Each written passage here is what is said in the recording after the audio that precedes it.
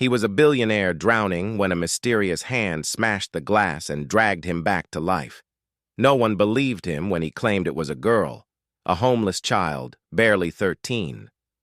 But what if the one who saved him was someone the world had chosen to forget? And what if she disappeared before he ever had the chance to say thank you? Stay with us until the end of today's story to discover how a homeless child rescues a wealthy billionaire, how fate brings them together again, and the shocking secret that ties their lives. Please let us know which country you're listening from today, and don't forget to subscribe to our channel. Chicago lay cloaked in thick gray clouds. The streets shimmered with the first drops of an approaching storm, and the city, bustling yet restless, seemed to pause in anticipation. Michael Langston, billionaire head of Langston Holdings, guided his polished black sedan across the Blue Island Bridge, his mind consumed by collapsing deals and fading alliances.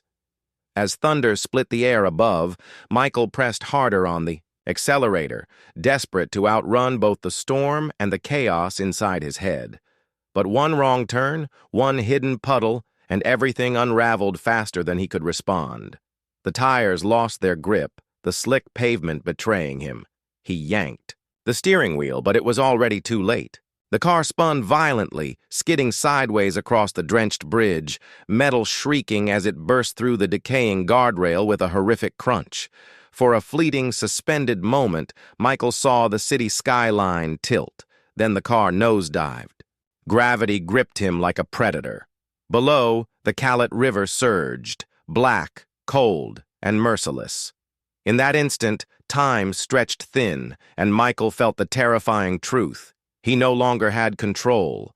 The river below didn't simply wait, it opened its jaws to devour him whole. Beneath the surface, silence roared. Michael fought against the seatbelt that refused to release.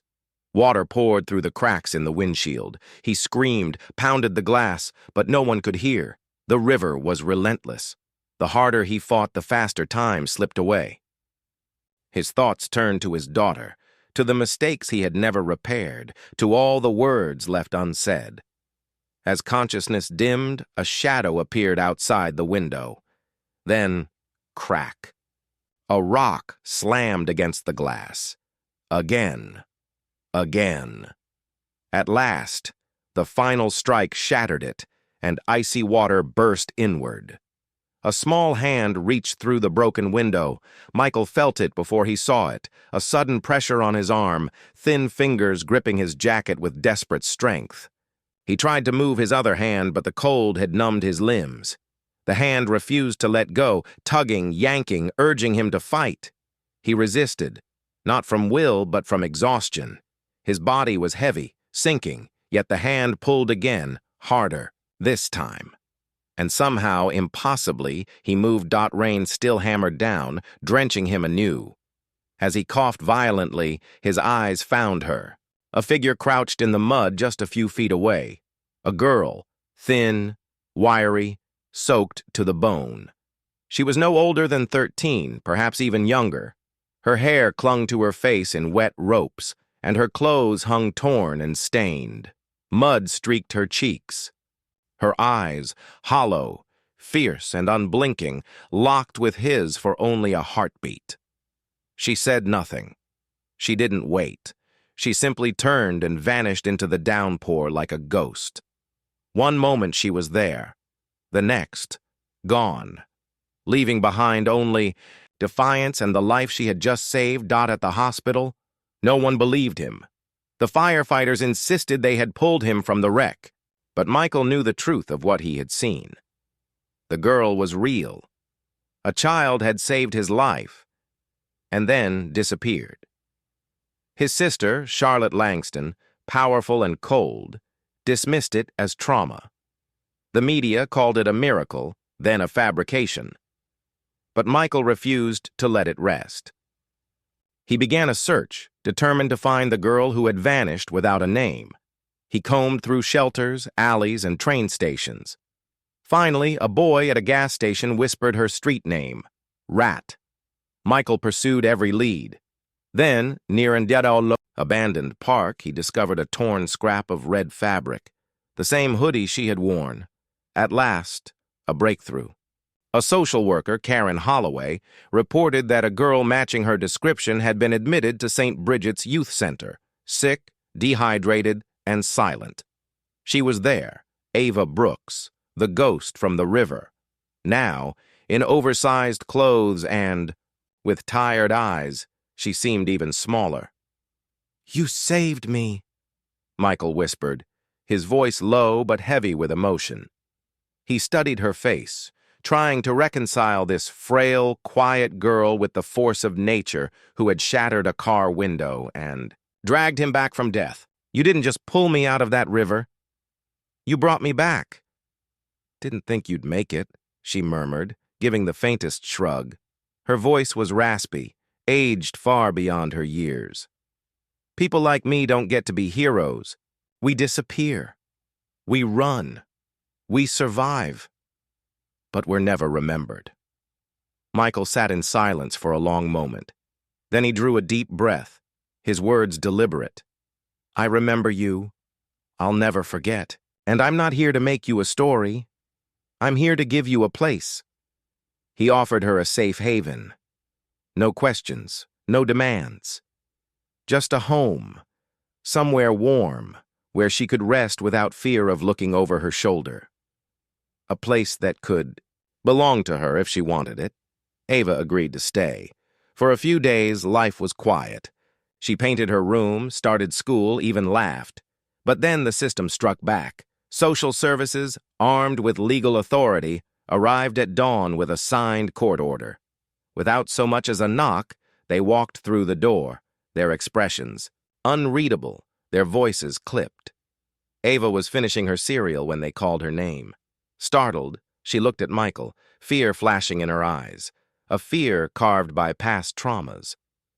Before either of them could speak, she was ordered to pack her things quickly, quietly, and without protest. Michael demanded answers, summoned his lawyer, fought to delay them. But the papers were ironclad. His influence, his wealth, even the warmth of his home, none of it could stop the cold machinery of bureaucracy, dot to the system. Ava was still a ward of the state. And now, she was gone once more. Swept away by a process that cared nothing for human connection, no matter how deep it ran. Michael lay awake at night, planning. At nightfall, he slipped into the shelter through a delivery entrance. He found her room and knocked. She opened the door, a bag already in hand. "I knew you'd come." Together, they fled back in the safety of the small home he had prepared. Michael built his case. With the help of Karen Holloway and an honest journalist, Erica Mendoza, he prepared for a custody hearing. Court was merciless. Charlotte testified against him, but Michael told his story of the storm, the hand, the rescue. Then came the revelation. An elderly family friend, once close to Michael's late father, stepped forward with trembling hands and a solemn voice. He revealed a truth that silenced the courtroom.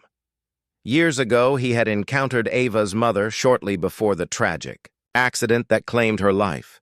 What he had never revealed until now was the identity of the man who fathered her child.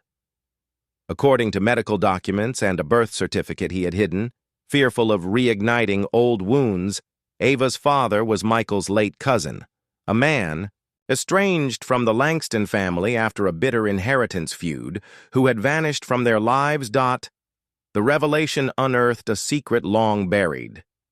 The family had unknowingly abandoned one of their own. Ava was not only tied to Michael by emotion and circumstance, she was bound to him by blood, history, and name.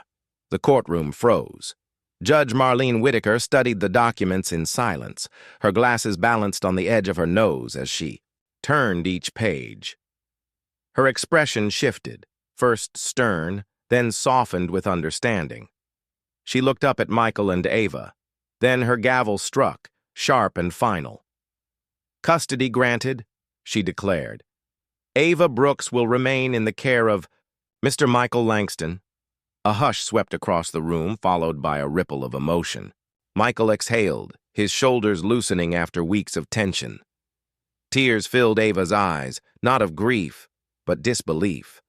Her hands trembled as she turned toward Michael. "I'm not invisible anymore," she whispered. "People see me now." He leaned close, his voice steady and low. "You never were invisible. We just didn't know how to see you before. But I see you now, and I always will." Weeks passed. Ava filled her room with wild colors. She began journaling, attended school, and grew. One afternoon, they returned to the riverbank. She spread out her old blanket and let the wind carry away the last remnants of her past. Their new life began. Not perfect, not easy, but real. Because one girl refused to let someone drown. And one man refused to let her disappear. After hearing today's story, what would you have done in Michael's place? With so much power, would you have moved on and forgotten the homeless girl who saved your life? Or would you have searched for her, determined to thank her? Please share your honest thoughts in the comments below, and thank you so much for listening.